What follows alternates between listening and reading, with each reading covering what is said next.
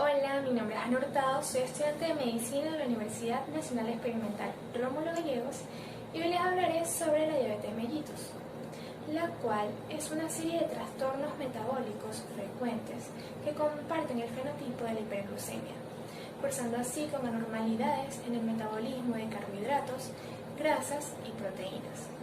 Debemos tomar en cuenta que la hiperglucemia puede deberse a una disminución de la utilización de la glucosa junto con un aumento de ella y a la deficiencia de insulina que es secretada por el páncreas. De esta manera se hace necesario conocer sobre el páncreas y su función en nuestro organismo. ¿Qué es el páncreas? El páncreas es una glándula mixta situada posterior inferior al estómago, entre la concavidad del duodeno y el hilio esplénico, y se localiza específicamente en el epigastrio y el hipocondrio izquierdo. Este mide alrededor de 6 pulgadas de largo y tiene dos funciones. Una función exocrina, donde se producen enzimas catalíticas como la amilasa, proteasa y lipasa, las cuales llegan al duodeno y ayudan a nuestra digestión.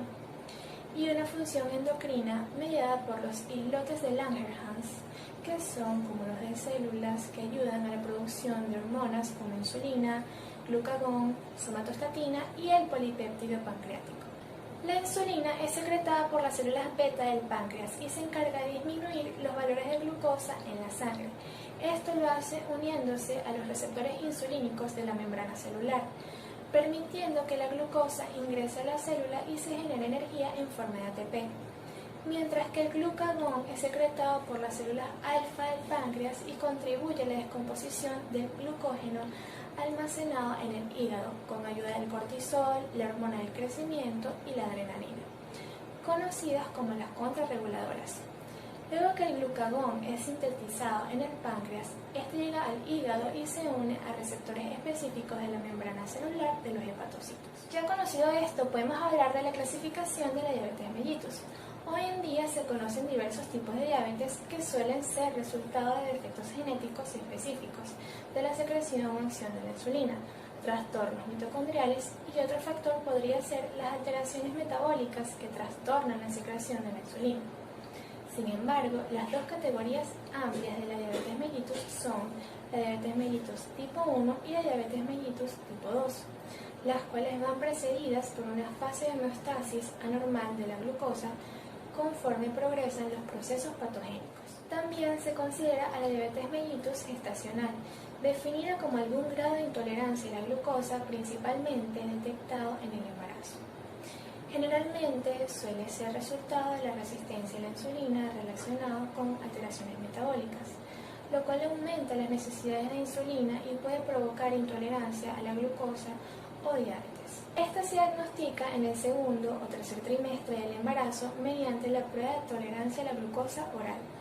A menudo revierte la normalidad después del parto, pero se torna necesario el reconocimiento clínico de esta situación, ya que estas pacientes tienen un riesgo aumentado de mortalidad fetal si no reciben el tratamiento adecuado. Con respecto a la diabetes mellitus tipo 1, este es el resultado de la deficiencia completa de insulina debido a la destrucción autoinmune de las células beta de los islotes pancreáticos. A este tipo de diabetes se le atribuyen casos de patogenia autoinmunitaria y otros de etiología desconocida.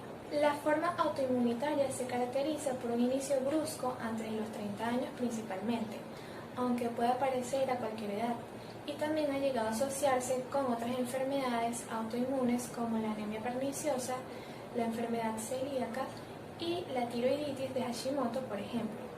Asimismo, los factores genéticos son muy importantes y se ha demostrado la asociación con algunos antígenos de histocompatibilidad. También se han postulado otros factores ambientales como virus, superantígenos microbianos, gluten, cafeína y el estrés. Estudios actuales han revelado que este proceso llega a desencadenarse por un estímulo infeccioso o de pubertad que incrementan repentinamente las necesidades de glucosa. En cuanto a su fisiopatología, las células de los islotes de Langerhans son infiltradas por linfocitos T, lo que conduce a la atrofia y desaparición de las células beta, productoras de insulina, proceso conocido como insulitis. Posterior a la destrucción de las células beta, el proceso inflamatorio cede y los islotes pancreáticos se vuelven atróficos. Esta destrucción suele relacionarse a la vulnerabilidad de las mismas al efecto citotóxico directo de los linfocitos TCD8 y algunas citocinas. De igual manera, diversos estudios sobre la insulitis en personas con diabetes mellitus tipo 1 han identificado anomalías como anticuerpos contra células de los islotes, linfocitos activados en los islotes, linfocitos T que proliferan cuando son estimulados por proteínas de los islotes y liberación de citocinas en el seno de la insulitis. Por otra parte, la diabetes mellitus tipo 2 se debe a una pérdida progresiva de la secreción adecuada de insulina, frecuentemente en el contexto de la resistencia a la insulina.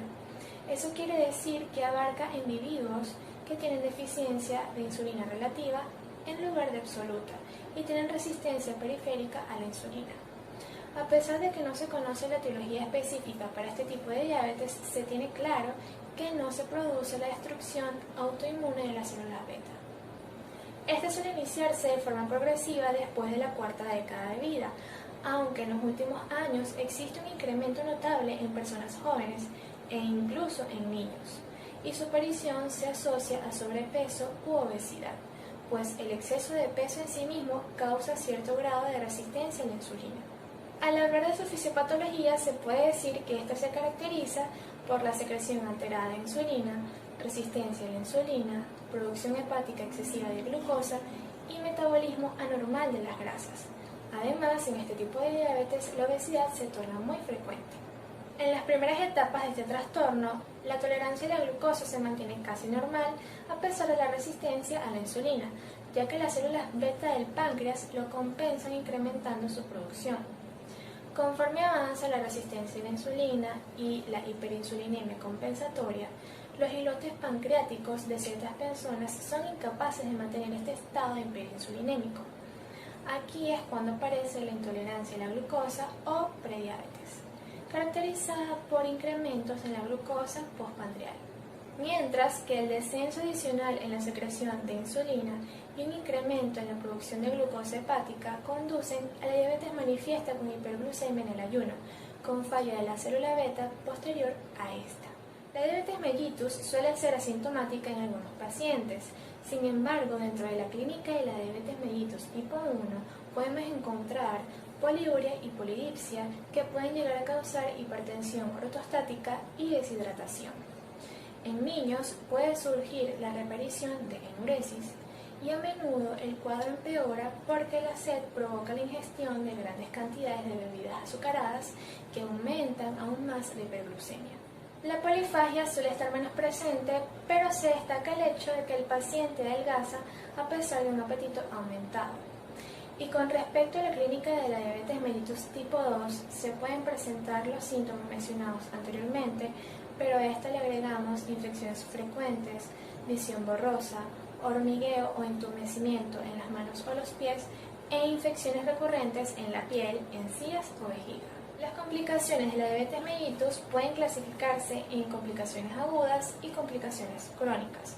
Dentro de las complicaciones agudas podemos encontrar la cetoacidosis diabética y el síndrome hiperglucémico hiperosmolar, mientras que en las complicaciones crónicas están retinopatías, neuropatías, micro y macroangiopatías como la enfermedad vascular periférica y el pie diabético como consecuencia de estas complicaciones crónicas. Para el diagnóstico de esta enfermedad, la Asociación Americana de Diabetes sugiere los siguientes criterios: hemoglobina glucosilada igual o mayor a 6,5%, una glucosa en ayuno mayor o igual a 126 miligramos sobre decilitro, un test de tolerancia a la glucosa mayor o igual a 200 miligramos sobre decilitro, en el cual se le administra al paciente 75 gramos de glucosa disuelta en agua y se esperan 2 horas para realizar la prueba, y una glucemia al azar o a cualquier hora del día de 200 gramos sobre decilitro.